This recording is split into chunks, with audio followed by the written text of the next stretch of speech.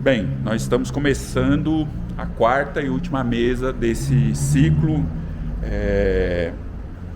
Cultura no Plural, para quem ouve, para quem faz. Essa última mesa, ela vai discutir, né, a democratização e mercantilização, dilemas da cultura contemporânea, que é esse grande debate, né? Até lembrando que Campina é a capital desse debate, né? Porque o São João está sempre, e agora, né, nesse período, o São João está sempre sendo fruto de uma discussão nesse sentido, né? E aí, para compor a mesa, nós temos aqui a Suzani, que é membro do Fórum de Artistas Pretos, conselheira municipal de cultura. A gente tem a Dina Farias, diretora-geral da Atua Comunicação Criativa, também produtora. A Givaneide Mendes, que é bibliotecária, documentalista da UFPB, produtora cultural. E a Jo Oliveira, assistente social e vereadora de Campina Grande. E aí nós vamos começar com 20 minutos para cada uma de vocês, e aí a gente espera, né, que a gente continue até a outra atividade aqui começar. Então, começar com a Suzani, né, trazendo a sua reflexão, contribuição para a nossa roda. Eu só peço que você fale um pouquinho alto, pode ser?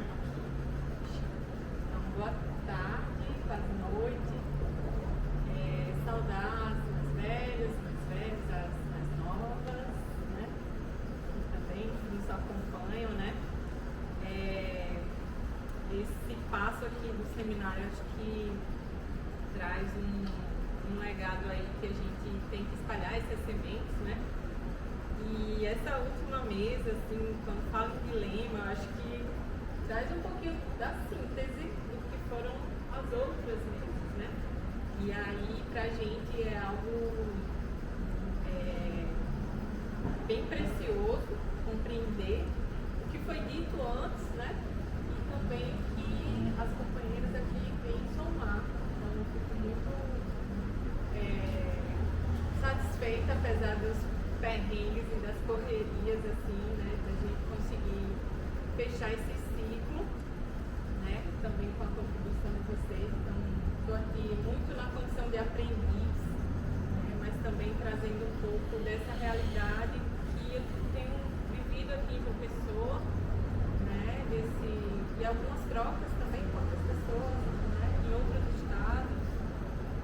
A gente está falando de uma capital, né, mas ao mesmo tempo tem muita relação com outros territórios, né, que mesmo sendo da maior cidade, digamos assim, né, não tem as mesmas oportunidades. Né?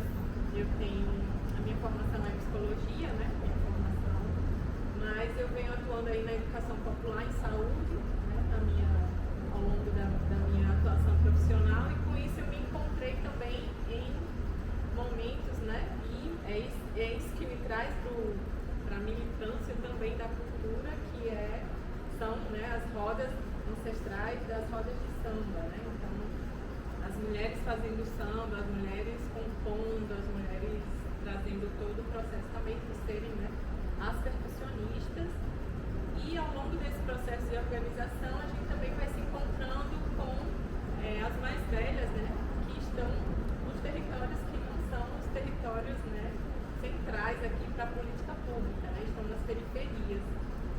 E aí esse processo de produção cultural comunitária, né, acho que é um dos passos que eu venho trazer assim como um dos dilemas, e que me lembra muito, né, um trecho assim dos Racionais que fala assim: mas o sistema limita a nossa vida de tal forma que tive que fazer minha escolha, sonhar ou sobreviver.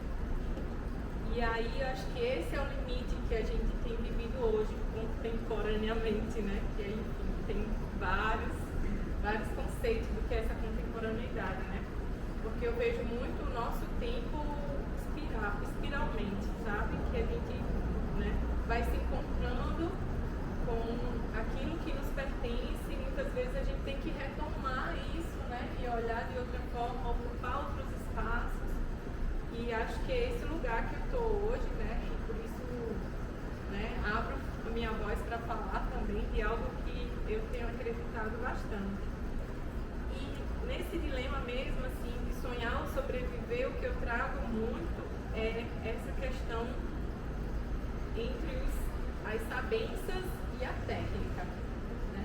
Que acho que é isso que a gente tem visto, né, principalmente esse marco pós, durante a pandemia, né, um pouquinho antes da pandemia, que foi o contexto de golpe, e aí vem a pandemia, né, o dilema da sobrevivência mesmo, a gente está falando disso, é crise por cima de crise, né, e vem desde, né, individualmente, socialmente, enfim, temos contextos bem, né, difíceis, e diante disso, o que eu tenho visto é uma supervalorização de uma técnica, né?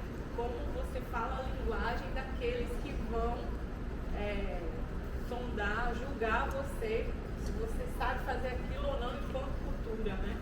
Então, para mim, isso tem sido um dos aspectos que tem realmente limitado, né? Que tem colocado uma hierarquização, né? Um contexto de disputa, de rivalização, muitas vezes, né? E como é que a gente faz, acho que essa é a pergunta, né? Diante de um dilema, de uma encruzilhada, né? Como a gente faz a melhor escolha, né? Saudando nessa segunda-feira, né? O Senhor dos Caminhos, é isso de orientação, como a gente se posiciona melhor para a tomada de escolha, de organização, né? E não fazer com que percamos oportunidades, né? Eu acho que mais do que nunca as oportunidades estão colocadas, mas tem essa limitação, né, de um contexto técnico que não abarca toda a originalidade, né, toda a organização que não é linear da nossa construção de cultura enquanto cultura popular, cultura brasileira. Não viemos de uma linha histórica, não temos, é conflito que gera um batuque, uma tristeza, né? Um sentimento ruim que gera uma dança, enfim. Tudo isso vai gerando linguagens, né? Representações, enfim, manifestações culturais que muitas vezes a gente, né, pós-pandemia, 5 anos, né, aprendemos uma técnica para colocar em editais e mesmo assim esses instrumentos não nos cabem, né? Infelizmente, constatar isso é uma das questões que me faz, né, junto com a coletividade, junto do fórum aí de artistas pretos, nesse sentido de o que a gente consegue criar coletivamente para superar esse dilema também, né? É o da sobrevivência, né? Política pública vem para subsidiar um contexto, né, que venha minimamente trazer uma dignidade, né, para quem precisa da política pública, né?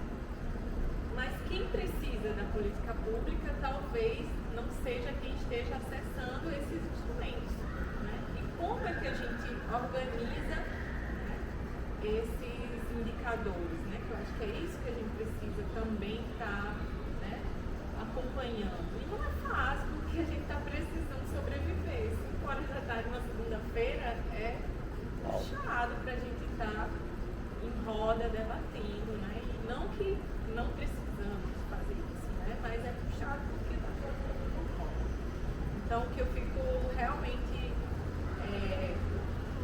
estou nessa questão, nessa lacuna, junto com outros companheiros e companheiras, é justamente como a gente alimenta, né, novas expectativas, né, com esse legado de tecnologias, da esperança mesmo que a gente tem, que é a cultura, né? Ela vem dizendo muito pra gente que é possível ser, fazer, realizar, sonhar, né? Só que é uma tecnologia que precisa de gente, coletividade, né? E aí o que a gente está vendo é a disputa, a individualização, e isso é um dos marcos, né, desse neoliberalismo, mas também de uma conjuntura que vez nunca antes vista na história do Brasil mesmo, né? Como o que eu vou falar aqui, eu não tenho embasamento técnico, eu fiquei pensando nisso, né? De como essa democratização de recursos de política pública, né? Vem sendo disputado por quem não precisa diretamente, né? Mas como que a gente também escancara isso, né? Sem se tornar algo mais ainda do que a gente já é, sem se vulnerabilizar ainda mais, né? Porque isso é o que a gente tem visto ao longo desses últimos 5 anos, que as pessoas que se levantam para falar, ó, tá errado, né? Assim que faz cota não. Vocês não sabem ler o que está aqui no STF, o que é a lei de cotas do STF.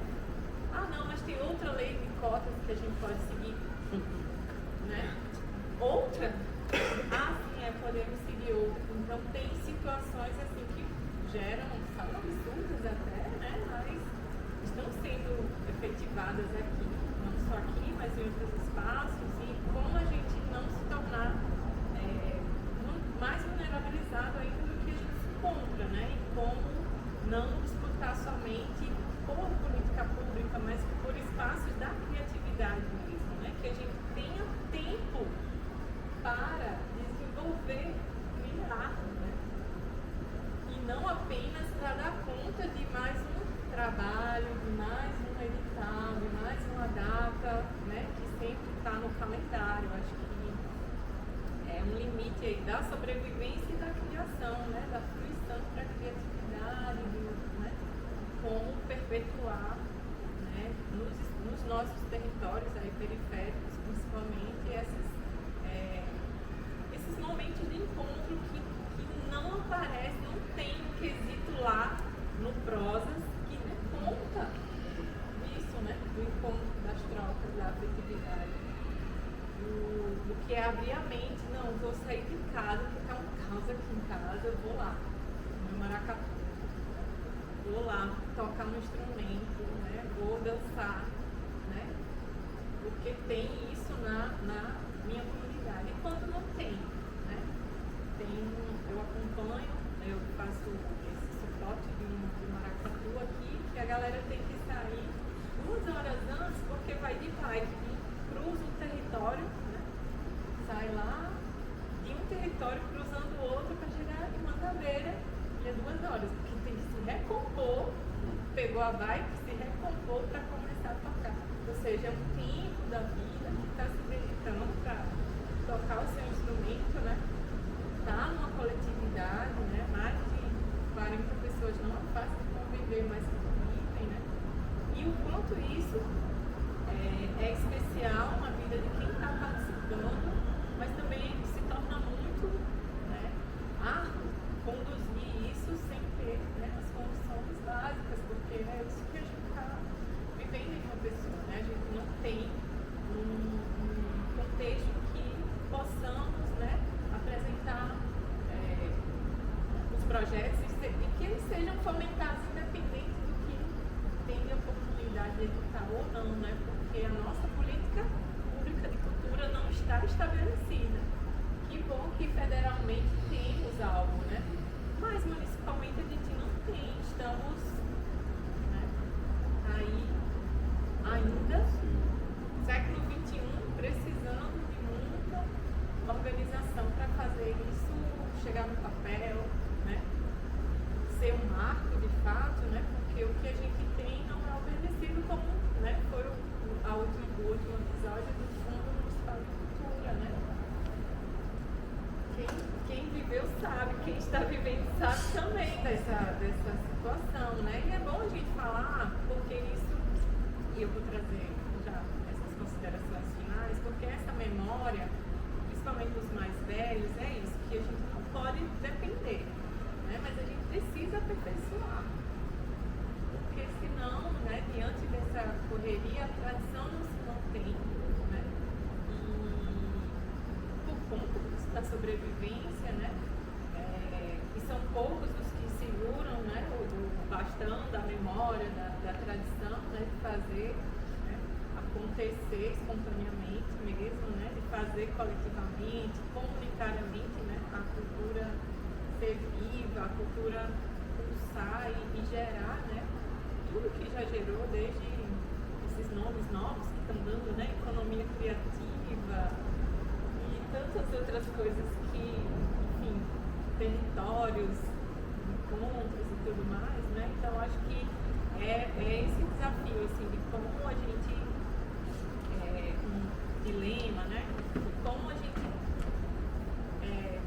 trazer toda essa memória de que não adianta, né, apenas esperar ou, né, entender que a política pública vai fazer algo, né? Ela tem que cumprir o seu papel, não está cumprindo, a gente tem que falar isso, né? Tem que demarcar isso e ao mesmo tempo quais as condições que a gente, enquanto, né, pessoas que estão ainda, né, cuidando dessas sementes da cultura, assim, né, desses legados culturais, como a gente também não se deixar, né, entristecer, perder, né, as esperanças também, porque eu acho que isso também faz parte, né, de uma tecnologia de que tipo, não vou acreditar em mais nada, né, não dá para confiar em ninguém, né, todo mundo, cartas marcadas, as velhas, né, enfim, pessoas que sempre estão entendendo como beneficiadas da cultura pública, né? Então acho que essa é a situação que a gente está, como os saberes que não os editais, protocolos e tudo mais não dão conta de nos reconhecer, porque são feitos, né, tecnicamente para não nos encaixarmos, né? E aí como é que a gente faz essa demarcação de que precisa sim dar conta do que fazemos, mas não necessariamente ser moldado, né, a um sistema que quer deixar a gente sem sonhar, né, apenas sobrevivendo e trazendo esse lugar, né, de uma reprodução talvez até, né, superficial e não do que de fato a cultura, né, e eu falo da cultura popular, nos propõe, né, que é sair, né, muito mesmo, que essa efemeridade da vida que é o capitalismo, né, sobreviver, né, muito mais, né, sobre a vida, né, como a gente faz encontros, né, sentimentos positivos e, né, a gente conseguir expandir criativamente, né, novos horizontes e esperanças, né? Então penso que vai por aí um pouquinho dos dilemas que a gente tem visto na nossa comunidade aí, dos fóruns do foco, né, de pretos, como não deixar, né, a nossa esperança ficar diminuindo, né?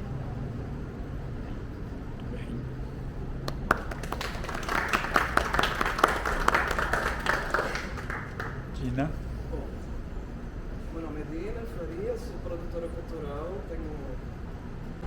desde que me lembro de ser gente que eu trabalho com cultura, com o teatrinho da escola, era a pessoa que organizava, então está no meu DNA, não tem como fugir disso. Não sou artista, então venho realmente desse lugar técnico da produção cultural, falo sobre eles, acho com propriedade, acho que posso dizer isto, afinal já são quase 30 anos de trabalho na área, não é? Estou no Brasil há 13 anos, na Paraíba há 8, já sou luso paraibano, no RG paraibano, voto no Brasil, com muito orgulho. E o que a Suzane falou é perfeito, assim, mas eu queria ainda também trazer uma outra dimensão, porque a gente tem a questão da democratização do acesso aos fazedores de cultura, a democratização do acesso aos recursos públicos, às políticas públicas, não é? E também ao público, porque a gente também está aqui, a cultura só existe quando ela realmente chega no público, quando ela toca alguém, né? Isso para mim é uma coisa muito importante como produtora, porque quando a gente usa dinheiro público, a gente tem que ter público lá sentado, porque isso é uma coisa transversal, né? Acho que é sobre isso também, sobre essa democratização. Eu venho desse lugar, eu não quero falar muito sobre essa expressão, mas assim, acaba se tornando capitalista. Eu não sou capitalista, eu sou socialista há muitos anos, desde a minha infância, colando na parede, campanhas políticas, etc. Fundadora da Juventude Socialista no meu município, fui vereadora na minha cidade, então eu venho desse lugar de militância partidária mesmo. Mas a gente está numa sociedade capitalista em que existe essa pejotização da cultura, né? Que no Brasil isso é muito forte. Lá em Portugal a gente tem muitas cooperativas, muitas associações que acabam dando esse respaldo e a parte PJ fica realmente para os grandes eventos, os grandes festivais, os grandes encontros. Todas as companhias de teatro são cooperativas ou associações, então as coisas funcionam de um jeito muito mais, com uma concertação social mais equilibrada, na minha opinião. Porque não faz sentido, na lógica, um artista ser CNPJ. Não faz sentido um artista escrever edital. E isso é uma falha que a gente tem na nossa cadeia produtiva. E agora vou mergulhar aqui especificamente na Paraíba. Isso é um problema histórico que a gente tem, dos nossos artistas todos emigrarem. Há um exílio, a gente fornece mão de obra artística para o Brasil inteiro. Todos os que fizeram nome saíram e não voltaram. Os que voltaram, não conseguiram voltar com sucesso, porque senão não teriam voltado. Então, a gente continua fazendo isso, gerações e gerações, desde a década de 70, pelo menos, né, fazendo essa análise. Antes mesmo, já quando o Pandeiro tive que ir para Recife, porque era onde tinha televisão. Né? E a gente continua tendo essas vagas. Hoje a gente tem essa vaga novamente. O pessoal sai, não, vou para São Paulo, porque lá. E aí? E aí o que é que acontece? Como é que a gente está formando uma mão de obra, que é uma mão de obra, são trabalhadores da cultura, minha gente? Isso é essencial, a gente deixar isso bem firmado, porque é uma classe trabalhadora e a gente está descartando essas pessoas quando elas deveriam estar gerando a economia do próprio Estado. Aí eu falo sempre muito sobre números, porque é isso, sou dona de uma empresa que começou pequenininha, começou como mãe, hoje ela cresceu um pouquinho mais, eu já consigo ter funcionários, é uma empresa que a gente atua no Brasil em várias frentes, né? Não gosto de me sentir essa coisa clássica de empresário porque não sinto que seja, não estou nesse lugar, não quero estar nesse lugar, mas eu olho para a Paraíba e é desesperador ver como ciclicamente há 50 anos isso é uma coisa que continua a acontecer e que ninguém está nem aí. E a gente vê isso muito claramente nos próprios editais, em que, por exemplo, a gente tem a SECULT, que é a Secretaria de Estado de Cultura, que eu acho que ainda é mais grave que a FUNJOP. É gravíssimo a FUNJOP já ter isso, mas assim, quando a gente vai para a Secretaria de Cultura, eles fazem um edital de ações continuadas em que todo mundo vai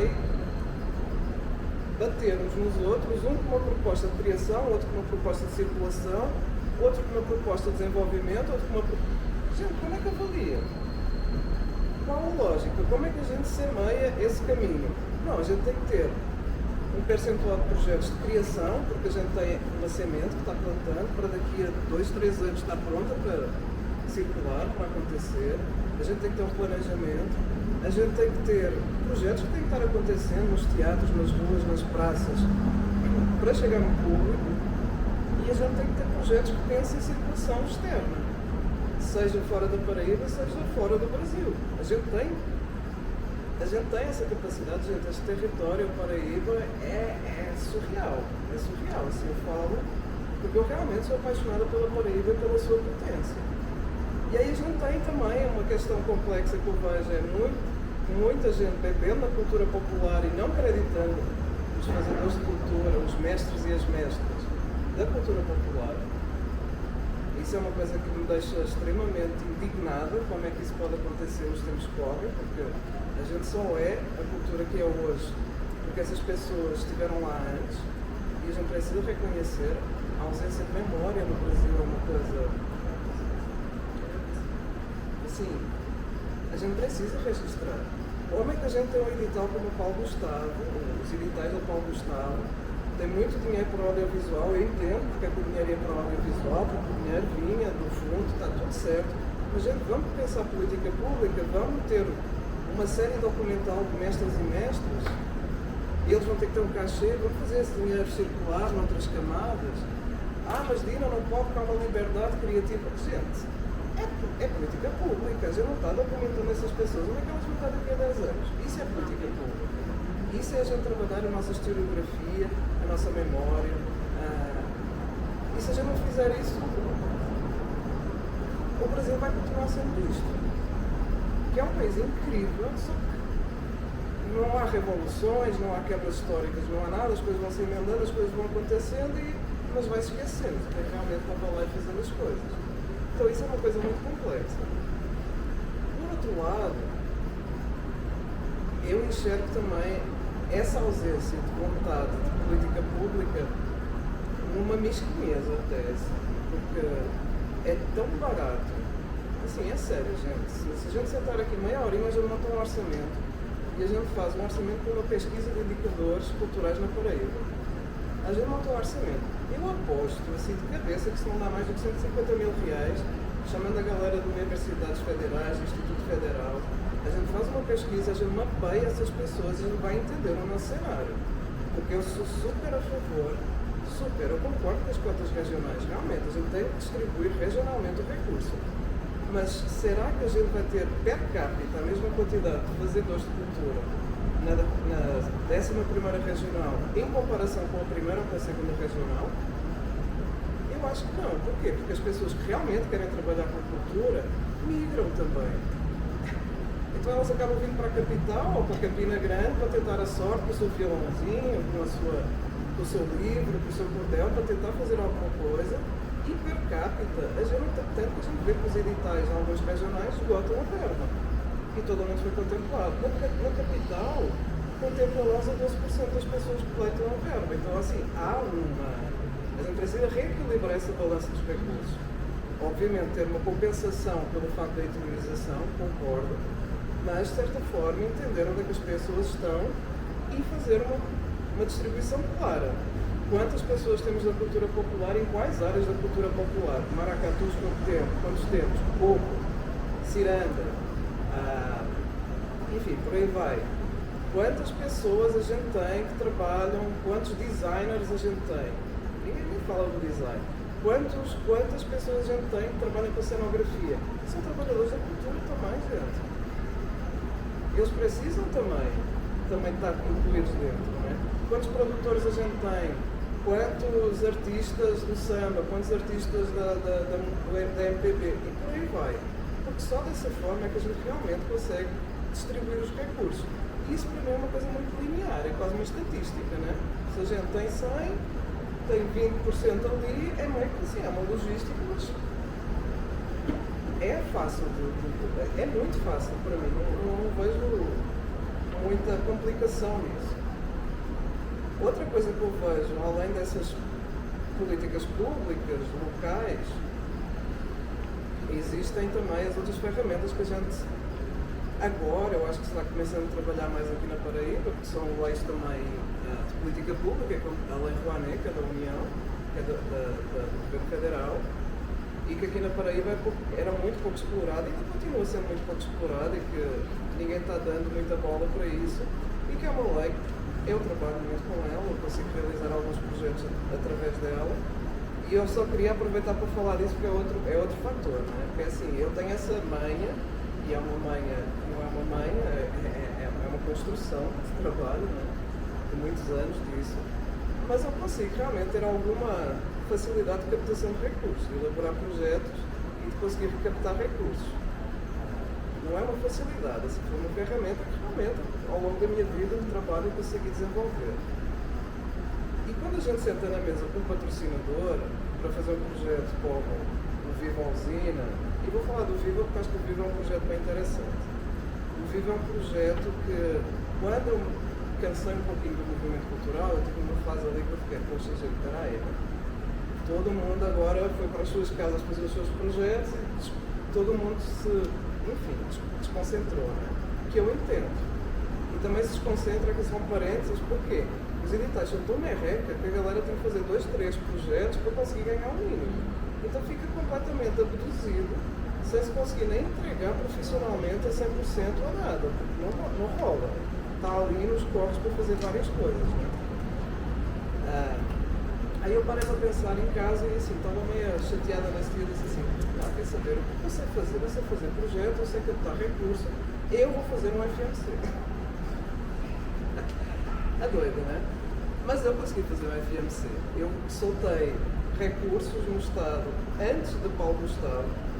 Eu consegui fazer um edital de R$1.400.000, dividido em 2 anos. Este ano, somando, a gente está na 3ª edição, a gente já somou mais 800.000 por enquanto, então a gente está conseguindo já 2.200.000 injetados na cultura paraibana. Eu fiz um edital alucinado, minha gente, alucinado, por minha conta, com uma equipe de curadores, 10 pessoas, uma equipe de produção muito enxuta, mas a gente deu a cara à tora e já montou um edital simplificado. Qualquer pessoa podia se inscrever, as regras eram super claras, ó. A demanda é esta. Eu não tinha como provocar criação, mas eu tinha o palco da usina para receber as propostas que já estavam prontas, então venham para cá, né? E a gente agregou. Mais de 20% das propostas foram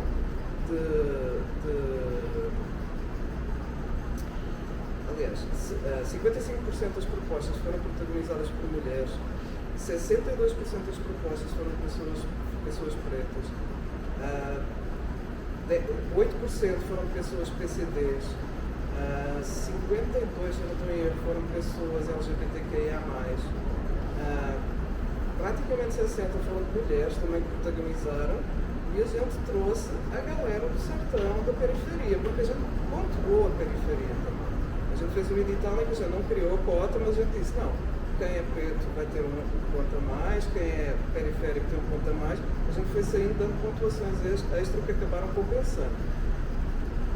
A cultura popular esteve presente no nosso edital e isso potenciou uma situação que foi muito interessante, que é, para já, a verba chegar nos mestres e mestres diretamente, com cachê no dia seguinte se apresentarem, mas potenciou uma coisa muito interessante junto ao nosso patrocinador, que eles entenderam quão realmente a cultura popular era uma coisa importante, que era um trabalho que eu já fazia desde 2018 no Natal na usina, que a gente sempre teve, desde que eu produzo, a gente sempre trouxe cultura popular, mas eles às vezes ficavam naquela, não dá muito público, não é?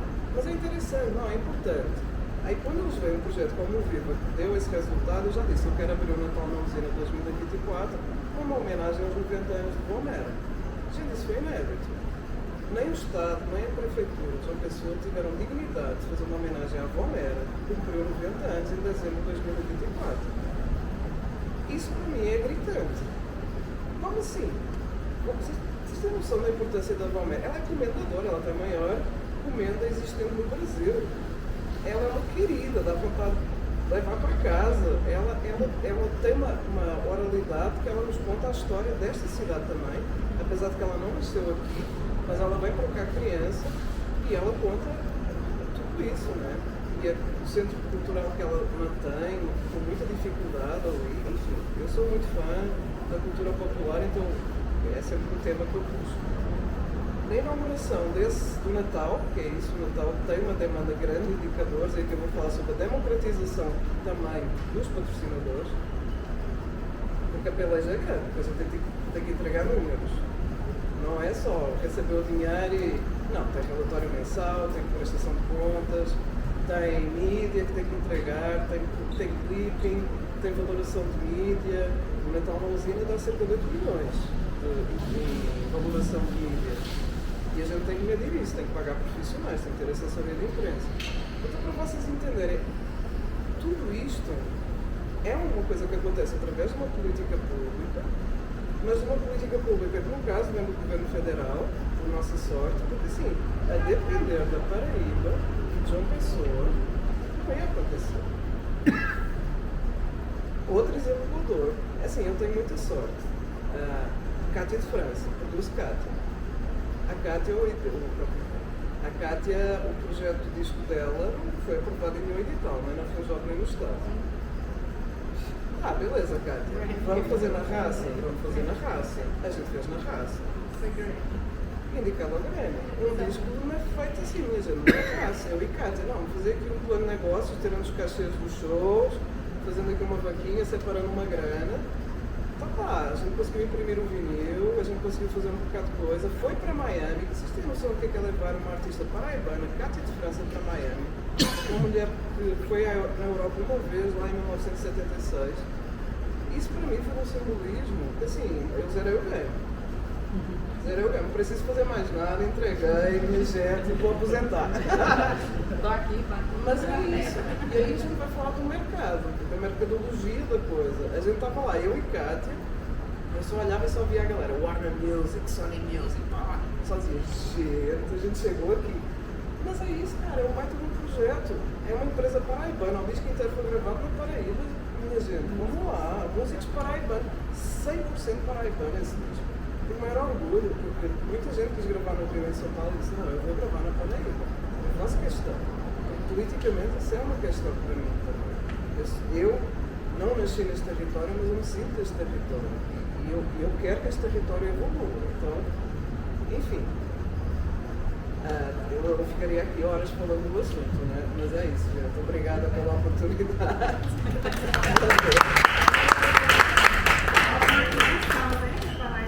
Olha, eu queria falar uma coisa que eu acho importante. O Gabriel fica martelando, e eu fico pensando muito nisso, né?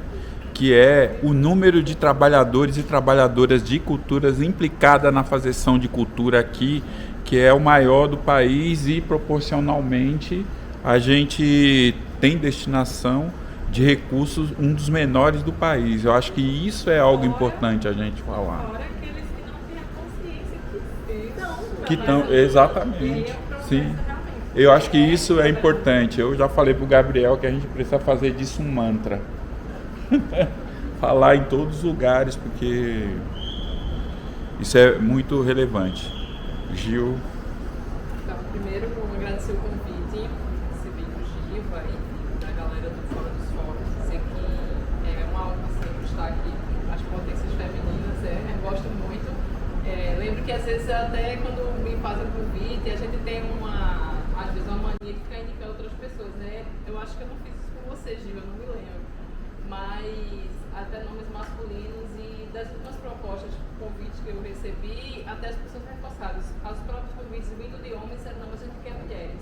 Aí a gente, né, se coloca às vezes naquele lugar, eu vou lá, eu posso falar, a gente fica com receio, às vezes a gente não quer se expor, porque aqui em João Pessoa, hoje eu estou numa condição de ser servidora pública, ter uma estabilidade, mas a gente sabe o quanto isso é doloroso também para as pessoas que vivem da cultura, da sua arte, são artistas, e que quando vêm para debates, para falar um pouco sobre as angústias, mas também trazer dados, trazer análises, né? Trazer o problema social, o problema da cultura, os dilemas da cultura, já que toca no nosso tema, depois ficam marcados, depois são excluídos de processos seletivos e, né, fica a tal da carta marcada.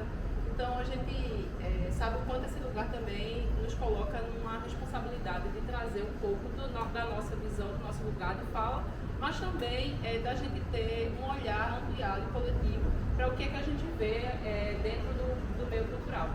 E esse tema de mercantilização e democratização, eu vinha lendo um pouco, porque foi bom porque eu consegui resgatar uns textos de uma galera que é do campo teórico, logicamente, mas que eles já falavam isso, como Bourdieu, para quem estudou um pouquinho da área de ciências sociais, como Hermano Viana, como várias outras pessoas, que o Muniz Sodré, o Antônio Cândido, que para minha área da literatura é bastante utilizado, vim falando sobre esse dilema, claro que na contemporaneidade isso se aguçou, que é você trazer representatividade, acesso, pluralidade, justa distribuição dos recursos, principalmente quando eles são públicos, né?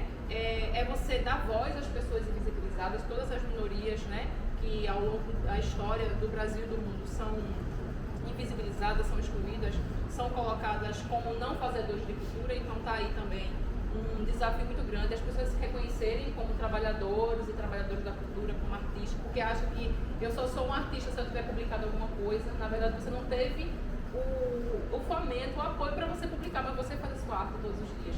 Eu que venho do campo das bibliotecas, livro, leitura, esse é um dilema muito forte na minha área, que é o bibliotecário. Ele sempre foi colocado como guardião do conhecimento, mas ele sempre foi colocado muito no lugar da educação, porque a biblioteca é para pesquisa. Não, o bibliotecário é um mediador. Então, a pesquisa faz parte, mas o conhecimento dos livros é uma produção cultural.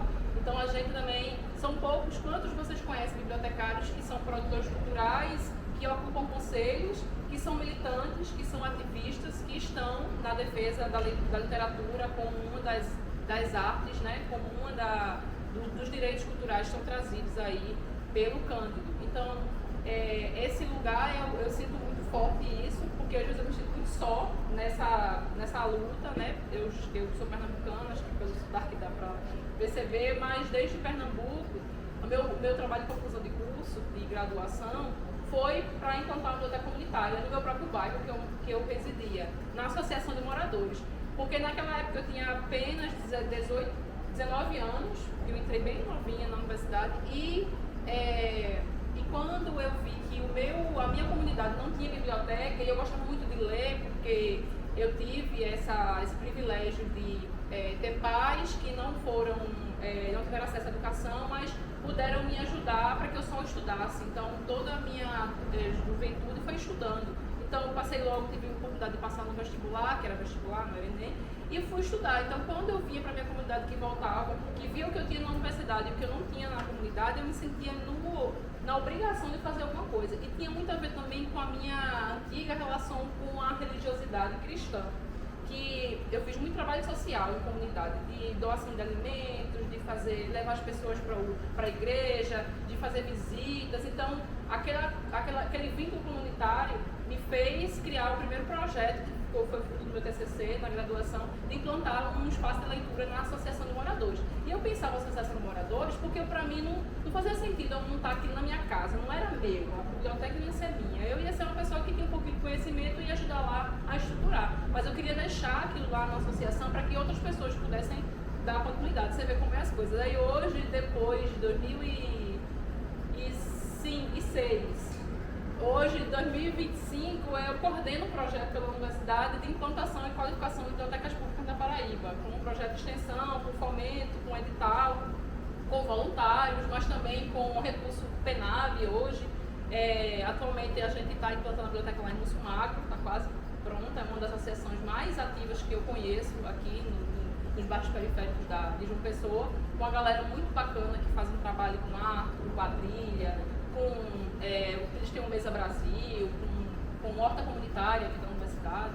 Então, assim, você vê que como os caminhos, né, a gente vai trilhando. Então, essa coisa da mercantilização me incomoda muito, porque para mim, que sou da área de livros e bibliotecas, é como se a gente estivesse moldando os fazeres dos espaços de leitura e bibliotecas para editais em caixinhas que tem prazos. Eu não vejo muita lógica eu fazer coisas na biblioteca em 12 meses. O equipamento está ali todos os dias. Eu quero recurso para agora eu fazer um evento hoje, não dentro da lógica do edital, que eu tenho que seguir isso aqui, tem que ter esse público aqui, porque o público está ali, nascendo, está crescendo. Eu quero espaço para criar, tempo, como disse a nossa colega, espaço para criar, momento para criar, para planejar, para pensar em públicos, sabe, para formar plateia, mas não numa lógica de explosão. A gente mal termina, tem um lado positivo, a política de editais, mas minha crítica aqui é só ela, porque os equipamentos, a gente não tem recursos hoje no fundo a fundo,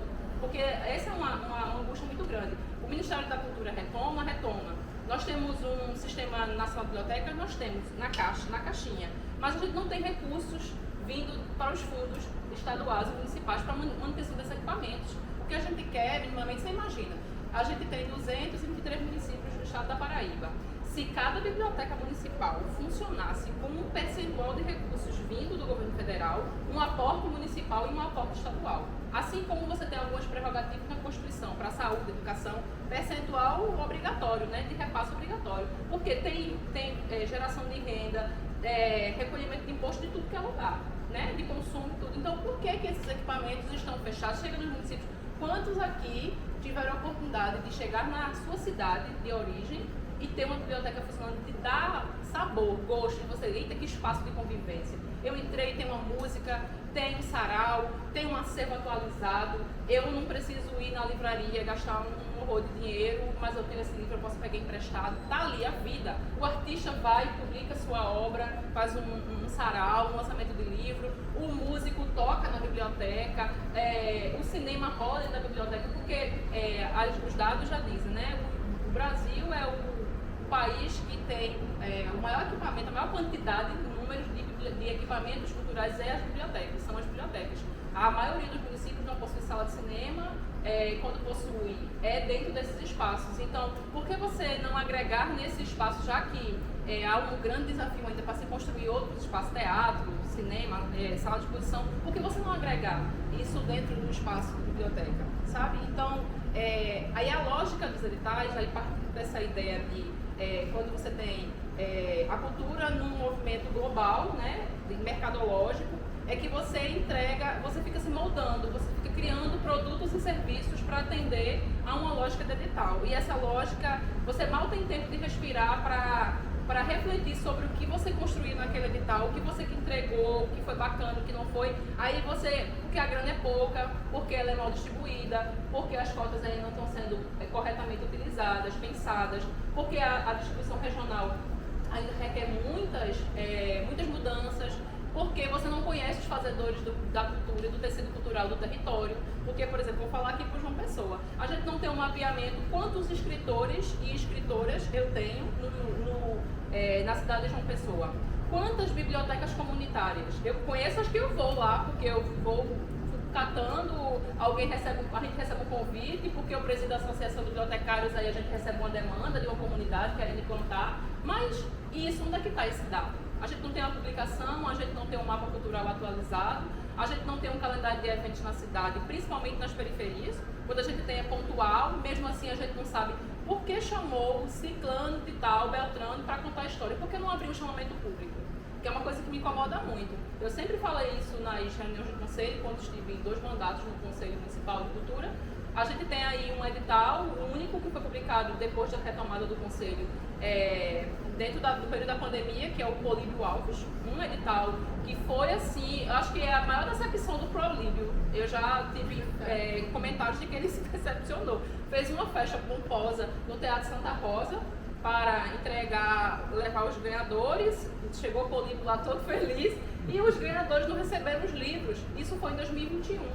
E a gente ainda estava saindo, primeiras vacinas ali pra gente sair. E esses livros, coisa que não daria nem, sei lá, 60 mil reais em livros, porque era uma cota pequena para o autor receber esse livro e depois publicar, fazer eventos. Tinha até uma proposta de um evento, um festival, que era no mês de agosto, para divulgar esses livros, fazer lançamento, e isso nunca aconteceu. Depois a gente fica sabendo que a editora que ganhou a licitação, aí eu pergunto, eu não vi a divulgação do chamamento para as editoras, por que essa editora é de Santa Catarina? A editora é de Santa Catarina, por que essa editora não é... Tem várias, tem a União, tem a Triluna com a nossa amiga e parceira Aline, tem a UEPB, tem a universidade, por que não chamar as editoras, os editores? Aribaçã também é daqui, né? Aribaçã, que está no sertão. Por que não teve um chamamento público e escolheram uma editora lá de Santa Catarina? E até agora esses livros não foram publicados. Isso é muito grave, isso é muito grave. Não tem mapeamento, não tem uma audiência pública com o setor, não tem reuniões permanentes. Você procura hoje um relatório. Me procurem onde é que vocês, me digam onde é que vocês encontram um relatório da Fundação de Cultura Cidade de João Pessoa sobre balanço de cada linguagem. Eu quero saber qual foi o investimento que foi feito na literatura, no audiovisual, nas artes visuais, na astronomia, na cultura popular, qual foi o retorno que isso teve para o PIB da cidade de João Pessoa, quais foram os agentes, quanto mobilizei de artistas, de trabalhadores da cultura, de produtores, de técnicos envolvidos em cada evento desse. A gente não tem esses dados. Como é que a gente constrói editais dentro dessa lógica que já é cruel, de mercantilização, né, de caixinha, de moldar a gente, se a gente não tem minimamente os dados? A gente fica pegando dados a partir do Itaú Social, do Itaú Cultural, dos dados do IBGE, de levantamentos que o MINC faz, de iniciativas privadas e tal, e o nosso. A gente tem recurso para isso, né? A gente teve aí uma única edição do FMC, com toda essa dificuldade para fazer girar esses editais, para pagar as pessoas, né? Atraso nos pagamentos. Então isso é muito cruel. Então assim, em paralelo, a gente tem uma gama da população, um enorme número de pessoas que hoje estão acessando, o que consegue acessar está sendo pelas plataformas de streaming. O último dado que eu acessei, inclusive foi de uma pesquisa do próprio Itaú, dizendo que classes A e B cresceram o número de participação em atividades presenciais. Por quê? Porque tem carro, porque tem recursos, tem salário certo, tem uma condição de vida melhor. Então é hábito ir para um museu, ir para um teatro, chegar aqui no espaço cultural, num concerto de 8 da noite, sair de 10 e está tudo bem.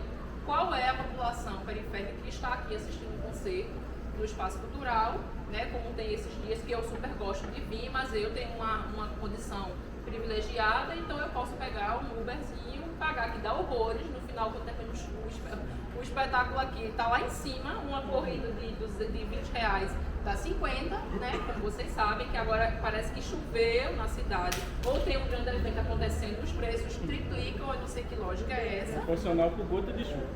Então, como é que você quer que uma pessoa no Valentina, no Urso Magro, vá vir assistir uma peça, um concerto, e ainda colocar para essa população que ela é a culpada? Porque é muito fácil a gente dizer assim, acesso tem, cultura tem, arte tem, mas o povo não vem, né? É muito fácil. Onde estão os equipamentos culturais da cidade? Eles estão nas periferias? Não, eles estão concentrados, mal distribuídos e quando tem. João Pessoa não tem biblioteca municipal. Essa é uma luta de 2007, ainda 2007 não tem biblioteca municipal, a única capital sem biblioteca municipal. Porque as pessoas confundem, pensam que a biblioteca da General Osório é municipal, não, ela é estadual. Nós temos duas estaduais. Gostemos ou não, temos duas estaduais. Mas atende públicos diferentes, inclusive essa daqui atende um público muito concurseiro, que é um público que gosta de silêncio, que quer estudar para concurso, é outra pegada. E temos uma General Osório que eu pouco conheço, como é a dinâmica de lá, mas não temos uma biblioteca municipal na cidade. Inclusive, de primeira mão, sei, porque eu vi da secretária de Educação, que a biblioteca municipal, que funcionaria, também tínhamos uma grande esperança, que era aquele conventinho lá do Centro Histórico, que foi inaugurado ano passado, vou encerrar, e ele prometia, inclusive eu fui uma das pessoas testemunhas, porque a gente tem que ter discurso, é muito difícil. Nós somos seres humanos, nós temos nossas limitações, temos nossas contradições, nem sempre seremos. Mas a praxis trazida por Paulo Freire é muito difícil.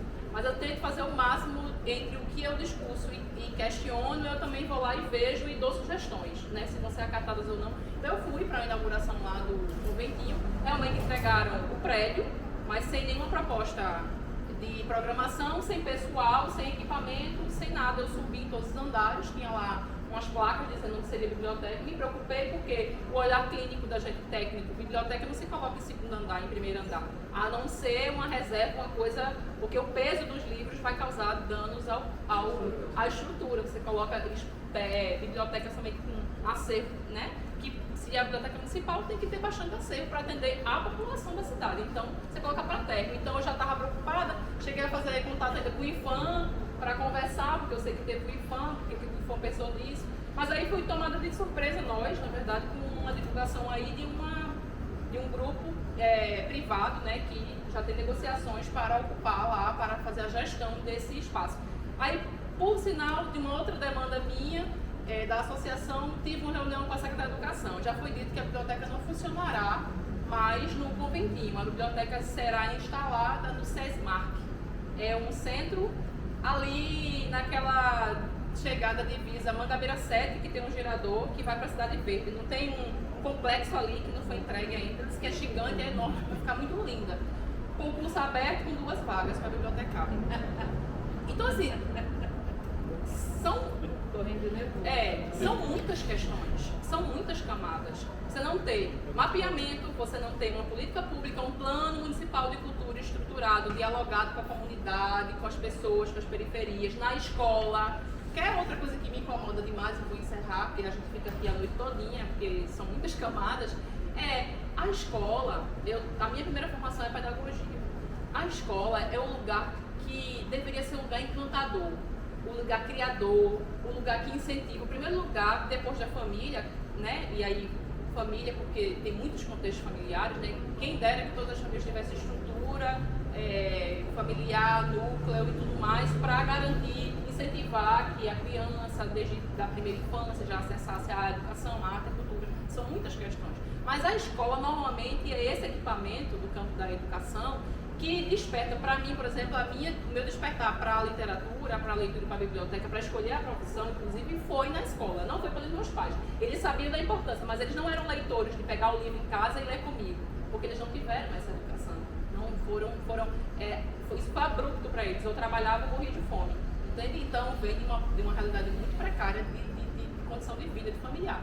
Então, a escola está ali dentro do território, do campo da educação, ela tem equipamentos ali, em todos os bairros, são vários. Eu fico olhando aqui, 105 escolas municipais de uma pessoa tem. Fora os ninhos do saber, que são as creches. Minha filha, inclusive, eu fiz questão de, mesmo tendo condições de colocar ela numa escola privada, ela estudou toda a primeira infância dela numa creche municipal, e eu agradeço demais, porque ainda com todas as limitações, a gente tem uma rede de creche muito interessante aqui em João Pessoa, coisa que a gente não tem em Recife, por exemplo.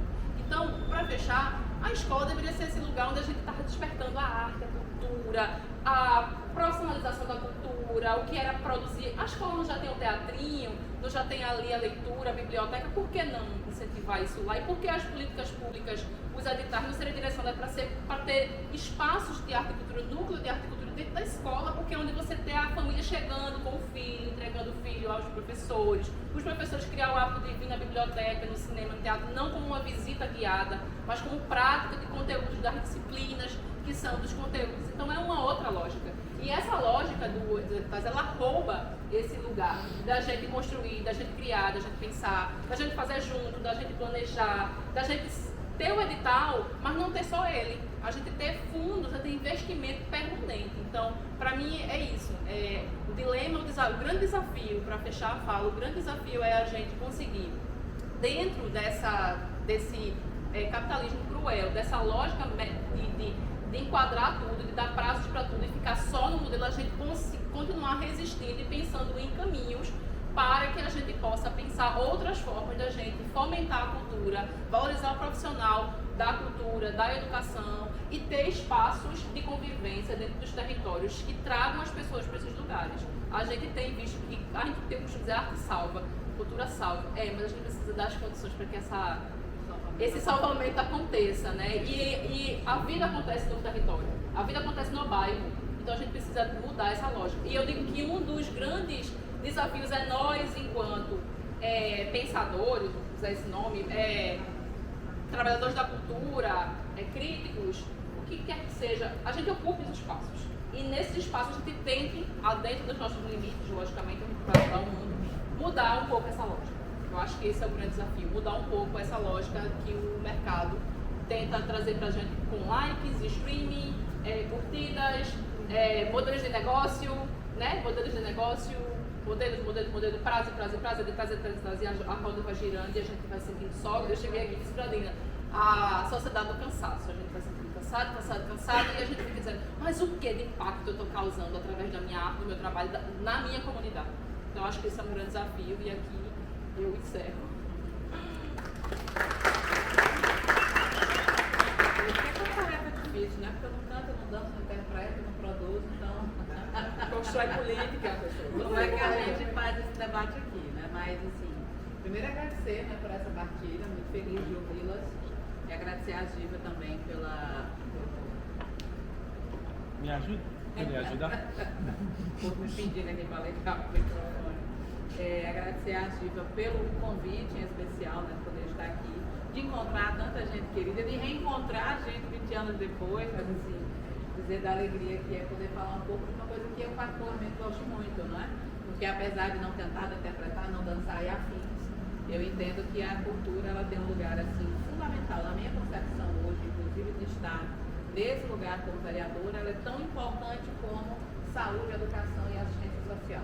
E aí a gente precisa realmente fazer essa briga por dados, por diagnóstico, mas acima de tudo por orçamento.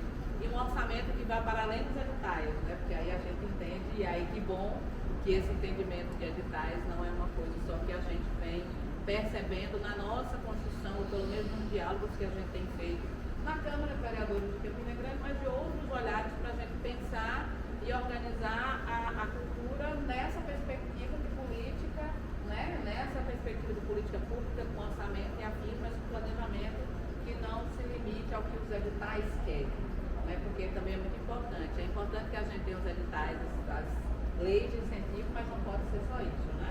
E aí, assim, estou vindo da terra do maior São João do mundo, né? Com todas as ressalvas que a gente possa ter aqui para o Pernambuco.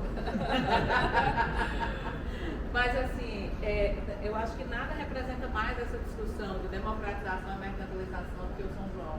Hoje, em especial, nesse lugar que a gente vive em Campina Grande, em Caruaru, ou em outros lugares que fazem festa dessa monta, porque, infelizmente, hoje a gente preza nessa perspectiva, né, cultural do São João, falando sobre as nossas tradições, falando sobre os festejos juninos, falando sobre toda essa coisa que atrai, entre aspas, as pessoas, mas ao mesmo tempo a gente vive aí a festa da caixinha, né?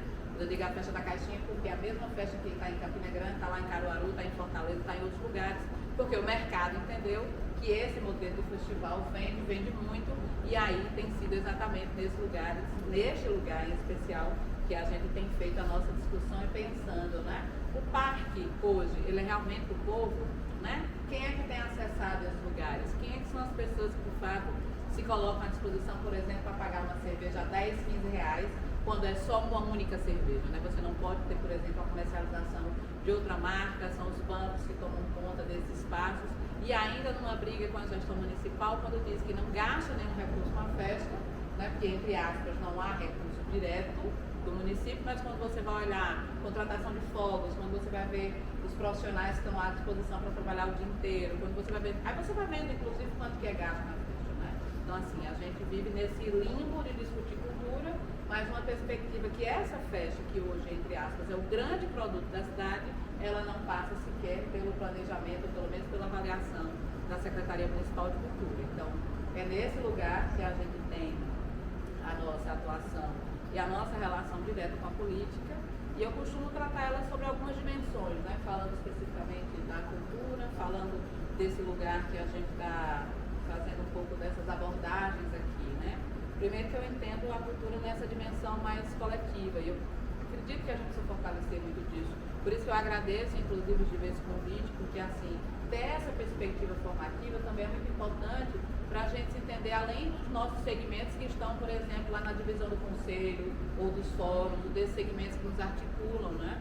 Eu acho que é fundamental a gente pensar nessa dificuldade, nessa dimensão, e tem sido uma dificuldade para a gente, muitas vezes, quando você discutir um projeto de lei, quando você discutir uma audiência pública, algumas dessas construções, por exemplo, a gente faz enquanto vereadora, e às vezes é desesperador, você faz um chamamento amplo, você convida um bocado de gente, aí lá na hora do vamos ver chegam 5, 6 pessoas, né? A gente abre um espaço para audiência pública, aí as pessoas vão dizer assim, mas porque a Câmara não se abre.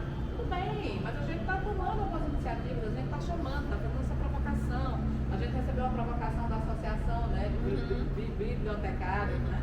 E aí a gente foi fazer esse levantamento em Campina Grande, quantas bibliotecas a gente tem? Campina tem uma municipal, quase vai para trás, agora eu sabendo que uma pessoa não tem, mas, por exemplo, Campina tem uma, e a gente acha muito ruim ter só uma, várias leituras tem muitas, mas não é suficiente, é uma outra dimensão, né? Então, veja, ser provocada nesse lugar pelos segmentos é importante, mas é importante também que essa provocação ela seja realmente coletiva, porque senão vai ser o audiovisual tratando do audiovisual, vai ser circo, vai ser teatro, vão ser outras coisas lutando, mas e quem não consegue se mobilizar pelos segmentos? Quem não consegue, inclusive, estar dentro dessas estruturas, né, que a gente considera, inclusive, importantes, os fóruns, os conselhos e outras frentes, inclusive, que também são importantes, né, para a gente, inclusive, se cheirar mais. Eu acho que falta muito disso na gente, assim, sabe, a gente se encontrar mais, se cheirar mais. Claro que a pandemia tirou muito disso e a gente está aí nessa luta, inclusive, para retomar essa dinâmica, mas, assim, a gente precisa retomar isso com urgência, porque tem sido uma dificuldade para a gente. Uma outra coisa é essa dimensão técnica mesmo, e falando especificamente dos editais, né? Foi agoniante, assim, acompanhar algumas pessoas, alguns artistas, algumas pessoas sempre fizeram, né, dentro dos seus segmentos, de repente não ter condições de responder ou de preencher formulários, de não conseguir ter um portfólio, de não ter uma coisa assim nesse sentido que comprove uma experiência que inclusive já vem de anos, né?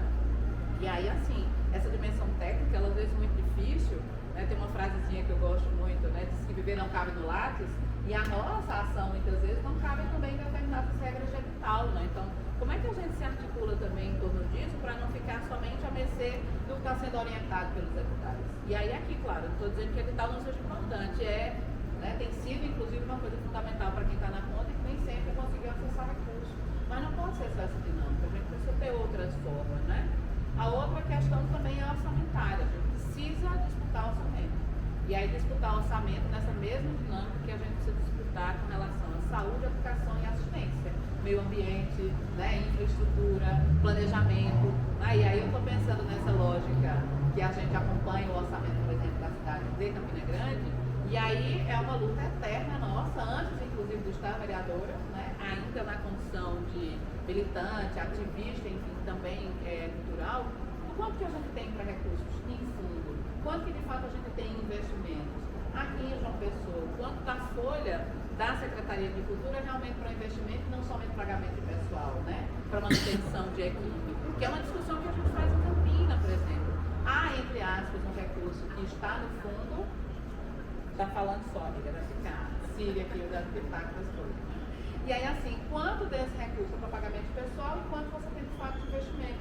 A gente costuma dizer que há uma lenda urbana em Campina Grande que o fundo sempre tem uma previsão de 300 mil, mas que no frigir dos ovos não chega nem esses 300 mil para quem está fazendo ou indo, por exemplo, para lançar um edital para você fomentar o lançamento de livros de autores e autoras de Campina Grande, por exemplo, né? Então, assim, discutir essa dimensão orçamentária, ela também é importante. E das muitas vezes que a gente tenta discutir com o pessoal, aí a gente cai naquela lógica de segmento, né? Alguém diz, mas que audiovisual vai levar tanto, gente, é caro fazer esse tema, é caro fazer algumas coisas, não, mas aí não cabe, então você fica de novo nessa mesma lógica. Então, é importante que a gente faça essa dimensão dessa discussão orçamentária também como parte de uma dinâmica nossa, inclusive cultural mesmo, de costume, né? De que seja natural para nós fazer essa discussão.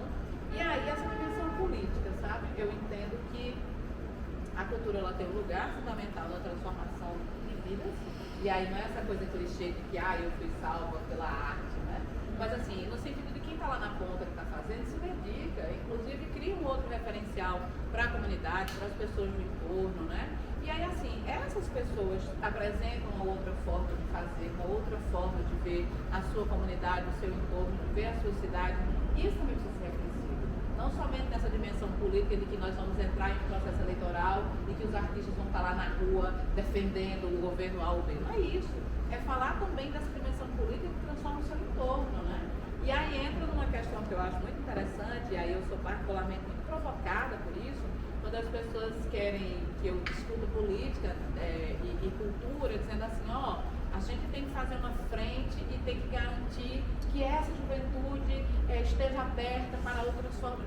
Sim, mas a gente está aberta também para que essa juventude, que essas pessoas têm feito, né? E aí é uma discussão que eu acho muito interessante, porque acaba fazendo com que a gente reflita, inclusive, sobre esses lugares que a gente ocupa. Sejam os fóruns, os conselhos, as conferências, as câmaras de vereadores e vereadoras. A gente tem que ser aberto, inclusive, para outras formas de fazer, né? Porque muitas vezes, dentro das nossas bolhas, a gente acaba vendo uma forma de organização, um método, enfim, uma frente. Mas e essas outras pessoas que nem sempre estão nos processos, muitas vezes não à margem mesmo, né? E aí eu costumo sempre dar muito como referência em Campina Grande, isso é muito forte, não sei como é aqui em João Pessoa, mas, por exemplo, essa questão dos bois de carnaval, né, das quadrilhas juninas, que hoje em Campina Grande, por exemplo, elas estão fora do Parque do Povo. Elas estão fora hoje do Parque. É inconcebível você imaginar isso, mas é verdade. Né? Você tem ações, você vai ter quadrilhas, você vai ter apresentações, mas assim, não é inclusive dentro daquele formato que a gente conhecia, né? Ou que a gente pelo menos experimenta ter nos bairros e outras ações. E aí é interessante, por exemplo, quando a gente pensa nessa dimensão de trabalhadores, né, e trabalhadoras da cultura, e muitas vezes essas pessoas infelizmente acabam não se reconhecendo, porque sempre fizeram tanto do seu bolso, tirando da sua casa, tirando da sua feira, tirando das suas coisas, mas garantindo que durante o carnaval o boi esteja ocupando as ruas, muitas vezes sem a devida estrutura, sem o devido reconhecimento, às vezes nem banheiro químico tem, inclusive para que eles estejam na rua, mas eles fazem, eles trabalham para a cultura. porém não tem o reconhecimento necessário. E aí, sempre que a gente vai fazer as instruções com segmentos, sempre que a gente... Essas pessoas não são convidadas, inclusive para partilhar as experiências que têm, das dificuldades que enfrentam no dia a dia, para fazer a costura do boi, para pensar nos métodos, inclusive, que eles usam para que o boi solte a fumaça pelo nariz. E tantas outras coisas que eles fazem o ano inteiro. Eles se movimentam o ano inteiro. E essa mesma juventude que está articulada no boi, que também vai estar na quadrilha junina, que vai estar nas outras atividades, que vai estar... Então, há toda uma rede nas comunidades que funciona o ano inteiro. Mas quando a gente está discutindo no orçamento, quando a gente está discutindo no conselho, quando a gente está discutindo na Câmara, e aí eu estou colocando todo mundo no pacote, tem sempre esses sujeitos que estão. Essas pessoas também não estão lá discutindo o projeto. Então, é importante que essas experiências também possam estar abertas para outras formas de fazer, e não somente dentro dessa lógica que a gente está acostumado. Eu estou falando desse coletivo aqui, né? Dessas pessoas que se articulam, que pensam, que se provocam, e aí os habitais é que não alcançam mesmo, muitas vezes, essas dimensões. Né? Então, a gente também precisa fazer essa discussão. Tem uma outra coisa também que eu fico pensando, né? Como é que a gente garante a nossa existência ou as nossas reflexões para além das leis de incentivo? Porque, claro, são importantes que elas tenham, né? Que elas existam, inclusive. Mas e após isso? Porque eu também estou muito preocupada com tudo que tem sido feito, elaborado, produzido. Eu sei que vai ser muita coisa boa, a gente vai ter a possibilidade de votar nas comunidades, entre aspas, se você não estiver lá, né? De apresentar o que foi feito, o que foi produzido, os espetáculos foram pensados, os documentários que foram elaborados, né? Tudo isso que foi feito, né? Mas e depois? O que é que a gente faz com isso? Como é que a gente guarda? Como é que a gente garante a referência disso? Como é? Enfim, um cuidado disso tudo, porque se no dia a dia a gente não tem, né? Como é que a gente vai pensar aí nessa dinâmica? E aí pensar também no fortalecimento dessas experiências, mas não só conosco. E aí por isso que eu agradeço, né, poder partilhar, ouvir essas diferenças que foram colocadas aqui na mesa, mas também garantir que a gente se fortaleça ainda mais, e aí por isso a importância dessas articulações, dessas mobilizações, mas também pensando com o que a gente quer fazer a partir disso. Assim. Não estou dizendo que a gente está inventando a roda estando aqui, não é isso. Muita gente já fazia isso antes. Né? Esses momentos de reflexão são necessários, inclusive, que a gente faça sempre, até para a gente ir ajustando o passo, né? Ajustando o passo entre nós, para saber principalmente onde a gente quer chegar, que tipo de política cultural a gente quer, quais são os incentivos que de fato a gente espera, como que a gente pode incidir nesses editais para garantir que eles tenham cada vez mais a cara das pessoas que fazem a cultura, não é? Para que de fato ela e a gente tenha condições, inclusive, de viver para, né? Porque assim, é muito difícil você ter que conciliar várias coisas, não é? Às vezes é muito sofrido, e eu penso sempre muito nisso. A gente fez uma atividade, acho que ano passado, de carnaval, e aí chegaram os meninos do boi, eu fico muito fascinada do boi na minha, porque é muito forte, né? Chegaram os meninos do boi, muitos com havaianas, né? Furadas ali com aquele buraco, e acostumados a tocar por ganhar cerveja, ganhar uma dose de cachaça, né? Mas o que eles fazem na comunidade, né? O trabalho que eles fazem, inclusive de formação, de muitas vezes de retirar os meninos de um espaço de vulnerabilidade para estar ali tocando, experimentando outras formas de fazer. Então, assim, a gente também precisa reconhecer essas pessoas, reconhecer nesse espaço de produção, reconhecer nos habitais, mas também no pós, porque a gente precisa pensar aí cada vez mais, de forma mais ampliada, pensando inclusive que esses sujeitos podem ser os próximos a estarem aqui, compondo essas mesas, fazendo esse debate, chamando outras pessoas, fazendo essa provocação, e aí exatamente essa dimensão cultural que eu digo do costume, né, de seguir aí uma linha, ou pelo menos uma construção, claro que linha a gente não tem, mas essa construção aí que envolva mais sujeitos e essa representatividade realmente cada vez maior, porque muitas vezes discutir cultura pra gente fica num nicho muito teórico, muito técnico, né? Quando que o saber ele acaba sendo, né, elitizado, mas você não considera de fato todos os saberes. Né? Então, queria encerrar por aqui, até porque muito do que eu poderia colocar já foram colocadas pelas que me antecederam, né? E aí, assim, a gente fica com essa tarefa mesmo. Eu tenho me provocado muito isso, a pensar onde que a gente quer chegar com tudo isso. Porque se amanhã a gente não tiver mais esses editais, se amanhã a gente não tiver mais as leis de incentivo, se a gente não tiver, por exemplo, empresas que tenham entendido que é importante investir em cultura, né? Claro que elas ganham também, né? Porque há a dedução de impostos, mas assim, quais são os outros caminhos que a gente tem, né? E aí a gente só consegue pensar e pensar de outras formas de fazer se a gente mantiver essa unidade. E aí, claro, estou falando da unidade que muita gente entende que essa coisa de estarmos juntos, coesos e afins, porque não existe, divergência vai existir, inclusive entre nós em vários segmentos, mas essa unidade no sentido de fortalecimento da cultura, ou pelo menos essa perspectiva da política cultural e dessa defesa que a gente precisa fazer, inclusive entre nós. Né? A gente precisa, inclusive, estar fortalecido também para garantir fazer essa defesa da gente, dos nossos segmentos, desses que nos representam, e que garantam que a gente esteja na rua apresentando outra forma de pensar, uma outra forma de ver o mundo, outra forma de fazer, e com certeza uma sociedade, inclusive, diferente, né? Diferente, porque nós estamos nela. Acho que é isso. Muito bem. Eu olhando aqui pro tempo, você disse que era até 18h30. Não, então, como ninguém veio nos atrapalhar, nós fomos ficando, né? Mas essa sua última provocação, Ju, eu acho que ela é muito fundamental, né? Desse lugar que nós queremos chegar, né? A grande questão também é como é que nós vamos construir, sabe, Ju? Sim. Porque a gente está nesses espaços de construção de política cultural que elas já estão pré-moldadas e a gente chega vendido nesses espaços, porque a gente não teve, né, essa condição de construir anteriormente, né? Eu acho que esse espaço, que é o espaço popular, né, o fórum, eles se constituem como espaço popular, né? É um espaço, mas a gente precisa de espaços como esse que eles vão se ampliando, né?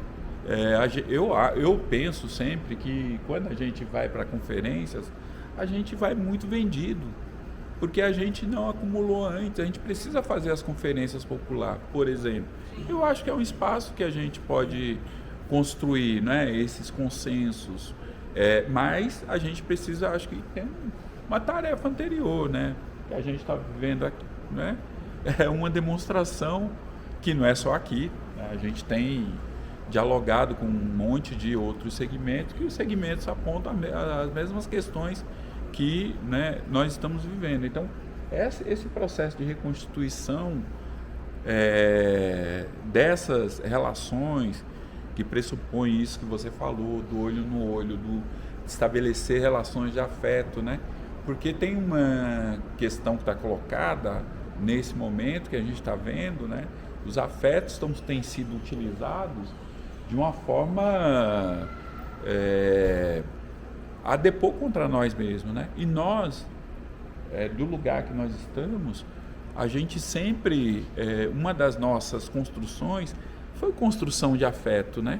A gente precisa reconstituir esse lugar. Se a gente não reconstruir... Os vínculos, né? Exatamente, a gente não restabelece os vínculos, né? Então, a última atividade que nós fizemos foi uma atividade que eu particularmente me senti muito mexido, né? Na última mesa, eu acho que as pessoas que estavam também se sentiram muito mexidos, e eu penso que também, ao mesmo tempo que as pessoas ficaram mexidas, as pessoas entenderam da importância desse lugar presencial, não desse lugar virtual, né? Não desse lugar que a gente, dessa nova normalidade que o capital criou para nós, né? Que é exatamente para nos fragmentar. Pelo jeito, né? Eu acho que vai começar, mas só uma coisa que eu acabei esquecendo claro. de dizer, né? A gente está em Campina agora no estado, não sei como está aqui em Pessoa, nessa questão do plano municipal de cultura. Particularmente, Campina nunca teve oficialmente votado, acho que agora vai ser o momento em que a gente, de fato, realmente vai ter. A gente passou por um processo de reformulação do Conselho para a organização do fundo, inclusive o nosso mandato teve a possibilidade de apresentar 18 emendas, né? 18 emendas, para vocês entenderem como chegou o projeto da casa e como a gente conseguiu emendar esse projeto de lei, inclusive dessa questão da presidência do Conselho, da gestão do fundo, uma série de coisas que a gente conseguiu mexer, chamou a secretaria, chamou alguns segmentos lá na Câmara, fez uma incidência mínima ali naquela coisa assim, conseguiu inclusive convencer os nossos pares, que são conservadores de direita e fazem questão de marcar isso, mas entenderam até que o que a gente estava apresentando precisava realmente reformular, porque a gente estava falando de uma lei que aí garantia outras movimentações, né? E aí foi interessante experimentar isso, e aí assim, reforça a importância da gente ter as pessoas minimamente comprometidas com as pautas nos espaços, porque assim, se fosse um outro contexto, talvez passasse aquele projeto do jeito que estava, a gente não teria garantia de fundo, tendo o fundo, né, porque ele estava previsto na lei, mas a presidência e a gestão seria sempre do Poder Público Municipal, né? Então assim, uma série de outras coisas que envolviam, inclusive o próprio Conselho, no projeto que chegou lá na Câmara, a presidência era permanente do Poder Público, então assim, pra vocês entenderem também, né, porque da mesma forma que a gente precisa se organizar para ocupar espaços, né, as gestões elas também são ocupadas e muitas vezes ocupadas por pessoas que não entendem. Pessoas que muitas vezes também não entendem de gestão, de políticas. Aí é independente de ser cultura, né? Então agora, nesses dias, está para chegar, e aí eu aviso a vocês acompanharem também com a gente. Não, vai acompanhar mais do que isso. A gente está no mesmo processo que vocês estão lá. A gente está pendurado com o Plano Municipal de Cultura, a gente está pendurado com o fundo, com a atualização da lei que cria o fundo. Enfim, a gente... Não, nós vamos arrastar... Não, se prepare. Gente... E só um dedo, né, em que essa lógica da fábrica de editais desses últimos 5 anos só agravou a nossa capacidade e fôlego para ocupar os espaços, porque o que a gente percebe, a precarização é tão grande, a necessidade também de se sustentar, de se manter da sua arte, do seu trabalho, que todo mundo foi mergulhar na lógica dos editais para entregar os projetos e depois gerar os produtos, é essa a palavra mesmo, e os espaços começaram a ficar cada vez mais esvaziados, porque você não tem fôlego, você acorda cedo, vai trabalhar na casa de alguém, porque a realidade é essa, pega busão, volta a gente à sua casa, se alimenta, cuida de filho, vai sentar para produzir um projeto, escrever madrugada, para outro dia das 5 da manhã, e qual é o tempo que lhe sobra para você ocupar os espaços, para fazer militância, para fazer articulação, para ocupar a Câmara. Então fica do jeitinho que essa galera gosta, do jeitinho que a galera que não quer fazer a democratização da cultura gosta, porque é quando a sociedade não consegue ocupar os espaços e está incidindo, porque está na lógica da sobrevivência dentro de um modelo extremamente mercadológico, que é números, que quer resultados e que depois quer relatórios frios. E é isso, que paga e você entrega o produto. Então isso é muito desafiador. Já tem aqui o pedido de informação para a Câmara, para ela apresentar na Câmara, por exemplo, né? Quantos projetos foram apresentados nesse editais, mais ou menos um diagnóstico cada um, porque nem sempre a gente tem acesso a isso, né? A gente tem que um processo bem perverso, né? Bem friamente. Acho que Jô trouxe, acho que em Campina Grande a gente teve um processo muito perverso de desconstrução do que já era frágil, né? Isso que ela relatou, o conceito de cultura ele foi criado em 2012. Aí em 2018 a gente começa a aproveitar uma discussão que a gente tinha de que a lei em 2012 ela não atingiu uma paridade, né? Tinha um problema lá de representação, passaram 2 cadeiras que deixavam o poder com mais cadeiras do que a sociedade civil, né? Com representações de 2 universidades. As universidades não indicavam, e quem sempre indicava era a prefeitura, né? Porque nas relações institucionais eles tinham funcionários cedidos, né? E aí aproveitaram em 2018 dessa fragilidade, modificaram a lei, tiraram o poder de deliberação do Conselho, a representação de vice-presidente da sociedade civil. Aí em 2020, achando pouco, eles queriam piorar essa situação, né? Foi quando a gente conseguiu intervir, que estava com o mandato, a gente conseguiu intervir e apresentar as 18 e-mails. Já veio com a trajetória. Sim, eles queriam só piorar o que já estava ruim, né? E aí, pra você ter uma ideia, a gestão do fundo era 4 por 1. Eram 4 representações do poder público para uma representação da sociedade civil. Aliás, do conselho, que poderia inclusive ser do poder público. Poderia ser 5 por 5, né? Meu povo, eu vou pedir muitas desculpas, porque a prosa, a gente sabe, né? Quando a gente está junto, a prosa vai. mas realmente o meu celular não está parando aqui, vocês devem saber o que é. A gente tem essa atividade, Queria- né? Que é um passo mesmo para entender como é que está sendo justamente esse movimento atual, né? Não só da gestão, mas o nosso também. Sim. Compreender Então, para onde a gente vai, né? em nome do Fórum dos Fóruns, queria agradecer a vocês. Jô, que agora já firmou agora conosco aqui uma aliança, né? E a gente vai, né, se encontrar muitas vezes. E muito obrigado, Suzani, Dina, Gil e Jô. Muito obrigado por esse momento aqui. Se vocês quiserem ir para São João em Campinas, dá para ir para alguns lugares ainda que a gente escapa. Ainda, né? Da loja.